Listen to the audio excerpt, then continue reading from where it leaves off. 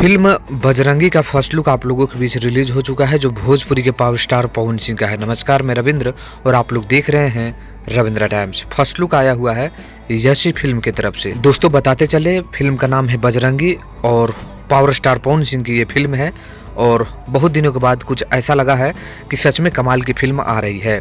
निर्माता अभय सिन्हा, निर्देशन रजनीश मिश्रा, सह निर्माता पंकज तिवारी, संगीत कथा, पटकथा और संवाद रजनीश मिश्रा का है। भोजपुरी फिल्म है, इसका फर्स्ट लुक है, अभी अभी रिलीज किया गया है और आप लोगों को मैं अपने चैनल के माध्यम से दिखा रहा हूं। तो पावर स्टार पवन सिंह के चाहने वालों के लिए ये हंसी है का एक एकदम समझिए कि समय है कि पवन सिंह ने आप लोगों के बीच एक नए फिल्म का फर्स्ट लुक दिया है। और ट्रेलर जहां तक मुझे मालूम है कि कल या परसों भी इस फिल्म का ट्रेलर देखने को मिल सकता है। तो पावर स्टार पवन सिंह की फिल्म बजरंगी का ये फर्स्ट लुक आप लोगों को कैसा लगा है मुझे नीचे कमेंट करके ज़रूर बताइएगा।